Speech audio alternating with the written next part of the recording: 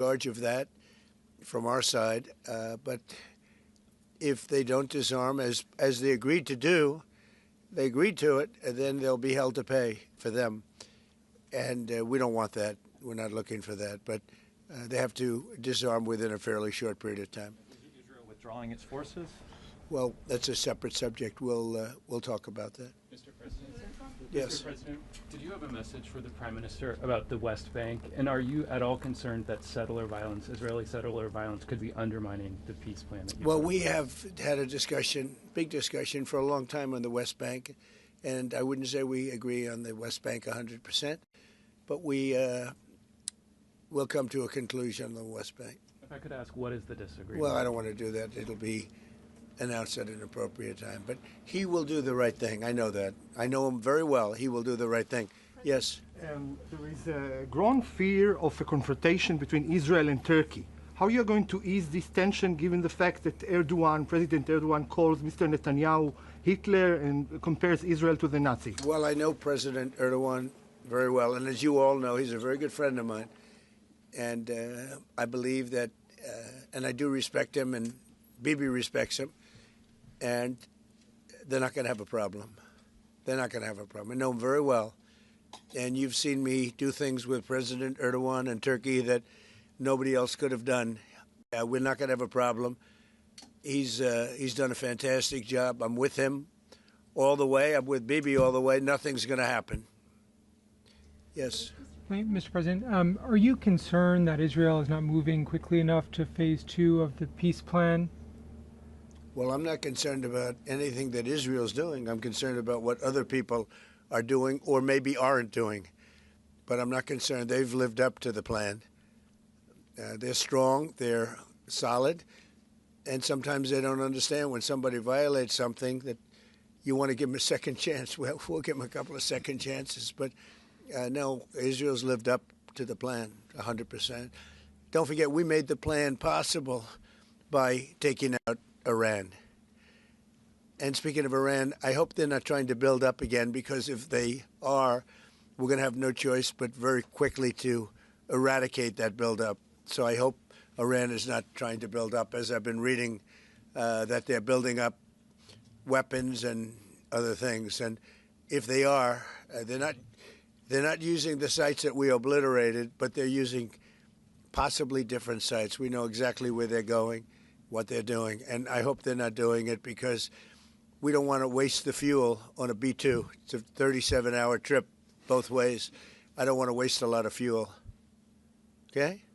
Mr. President, after your last remarks regarding the pardon request of Prime Minister Netanyahu, Herzog office told us that you have not talked after the official request of Prime Minister Netanyahu pardon. Can you clarify to us, did you talk about it? Which request are you talking about? With the President Herzog, the Israeli President Herzog. Did you talk with him directly? President Erdogan? Herzog. The Israeli President so you're talking Herzog. about pardon? Yeah. Oh, well, you got to say that. No, I think he's going to be in great shape. He's a wartime prime minister at the highest level. He's achieved tremendous success.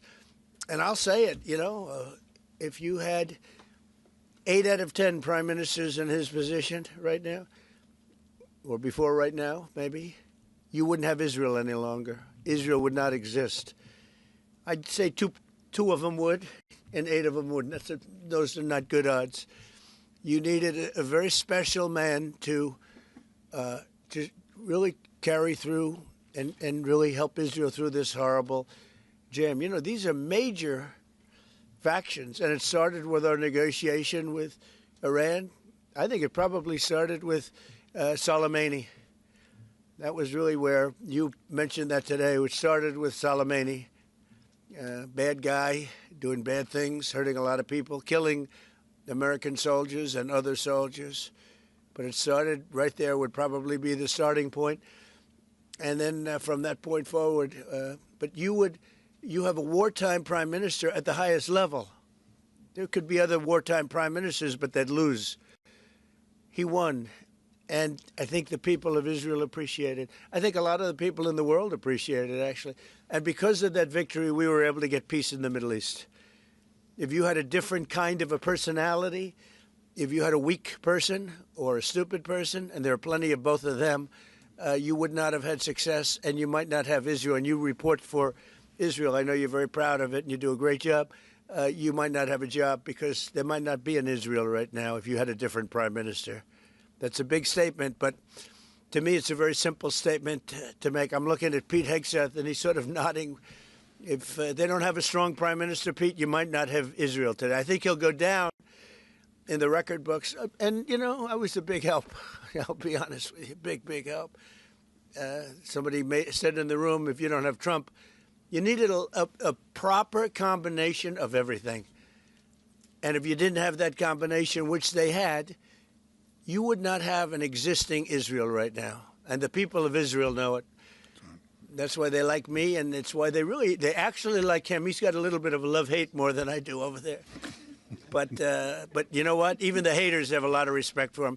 There's a lot of jealousy about him. A lot of jealousy. Jealousy is a bad word. But I believe you would not have Israel right now. So it's a big deal. Yeah, please.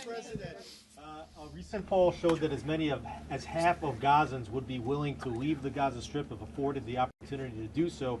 Back in February, you said that all Gazans should be resettled. I heard that number today. Half of Gaza would leave. I've always said it. I said if they were given the opportunity to live in a better climate, they would move. They're there because they sort of have to be. I think it would be a great opportunity. But let's see if that opportunity presents itself. But we're helping the people of Gaza a lot. So is Israel, by the way. So we'll see what happens. But I saw that it was a poll. It was actually more than half the people would leave if they were given the opportunity. And I've been saying that for a long time. To me, it was common sense. So it's interesting. Why wouldn't countries accept them? Look, let's not talk about it because we don't want the controversy. Right now, we're helping Gaza. But if they were given the opportunity, I think even higher than that, the group that did the poll is usually, I call them negative pollsters. You have a lot of them. And yet this poll was, I think, very accurate, other than it would be more than half the people if given the opportunity. But they haven't been given that opportunity. So we'll see what happens. Mr. President, have you reached a point of understanding regarding Syria? We do have an understanding regarding Syria. Now, with Syria, you know, your new president, I respect him. He's a very strong guy, and that's what you need in Syria. You can't put a choir boy. You can't put somebody that's a perfect person. Everything's nice, no problems in life. You have the opposite there. He's a strong guy. We get along with him great. I can't ask for any more. He's been with us all the way. We had that mishap with ISIS, and he was with us all the way. He was fighting us. You know, he was fighting them. So I hope Israel, I'm sure that Israel and him will get along. I will try and make it so that they do get along. I think they will. Bibi, do you have anything to say about that? Yeah, well, our interest is to have a peaceful border with Syria. Our interest is to have, and we openly say it, we want to make sure that the border area right next to our border is safe. We don't have terrorists, we don't have attacks, and we also want to secure our Druze friends. And by the way, I think not only the Druze, but other minorities, especially the Christians, should be protected as well in Syria and throughout the Middle East and in Nigeria. In your efforts, we back completely because Christian communities are beleaguered around the world and especially in the Middle East, but in parts of Africa too. And we stand for the same thing. And don't forget, it was President Erdogan that helped very much get rid of a very bad ruler of Syria. That was President Erdogan. And he never wanted the credit for it, but he really gets a lot of credit. Bibi agrees with that. I agree with I mean, I know it. And President Erdogan should get a lot of good credit for what he did. He got rid of some very bad people. And, you know, they've been wanting to do that for 1,000 years with different names, but for 1,000 years in Syria. President Erdogan did it, and we give him a lot of credit. I give him a lot of credit. But I think it's going to work out well between Syria and Israel. Mr. President, about Lebanon. Yeah, go ahead, please. The Lebanese government, so what we saw is not meeting the terms of the ceasefire agreement, has failed to disarm Hezbollah, actually. In your view, should Israel strike the terrorist organization again? Well, we're going to see about that. We'll see about it. The Lebanese government is at a little bit of a disadvantage, if you think of it, with Hezbollah. But Hezbollah has been behaving badly, so we'll see what happens. How close are we to another operation of Israel in Iran? You said before the meeting with Netanyahu that you are in support of Israel if the ballistic missile project will take on, and also the nuclear weapon. But after the meeting, after what you know from the intelligence, how close are we to another war with Iran? Well, I don't want to say that, but Iran may be behaving badly. It hasn't been confirmed, but if it's confirmed, look, they know the consequences. Consequences will be very powerful, maybe more powerful than the last time. Yeah. And Iran should have made a deal the last time. I gave them the option. I said, you can make a deal. Do it. I told them, do it.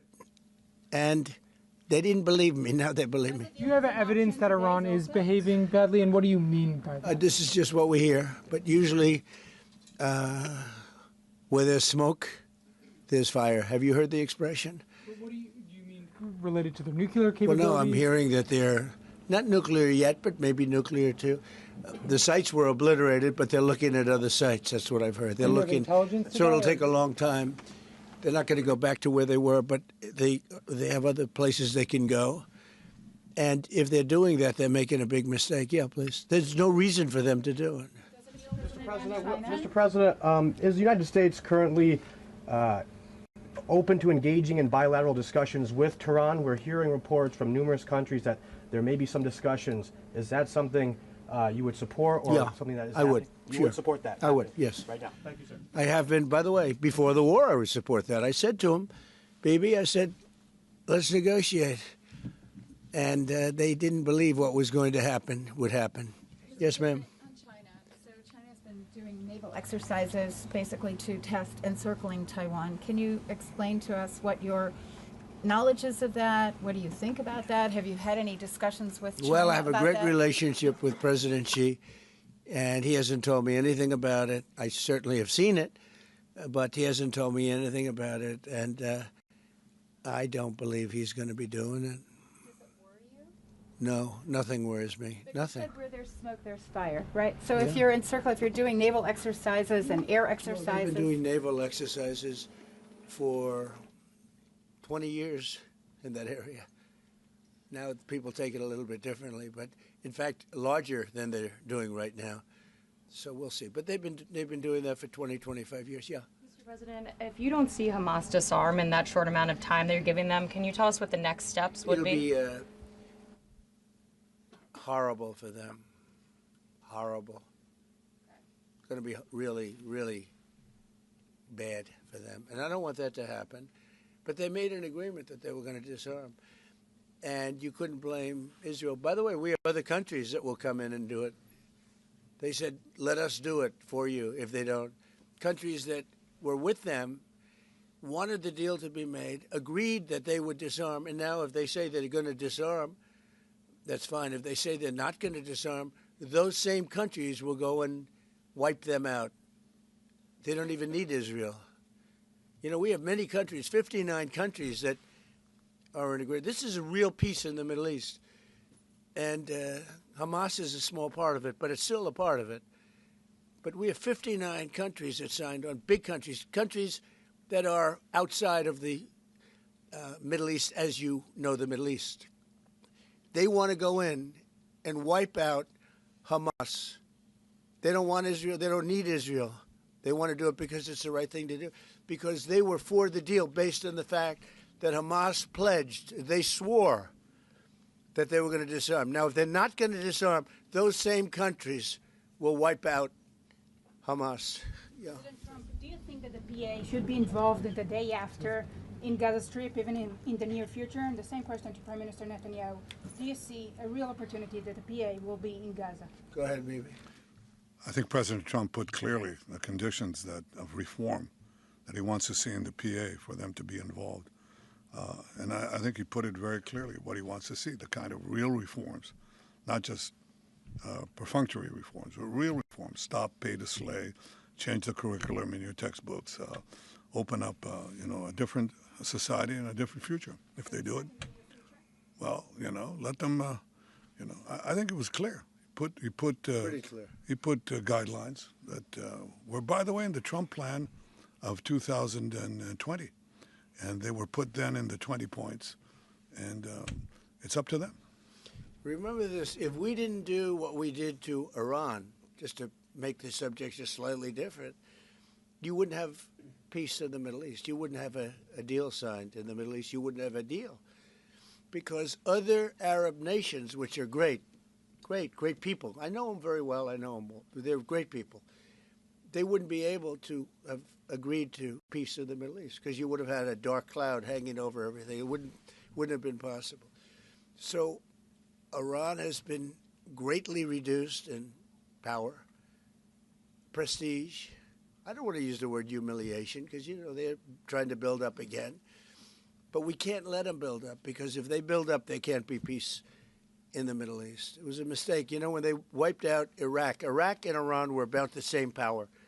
And they fought each other with different names for 1,000 years. And then our country came out and blew up one of those two countries, namely Iraq.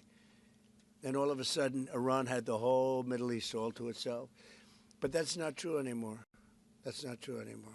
Can you tell us something about your plan?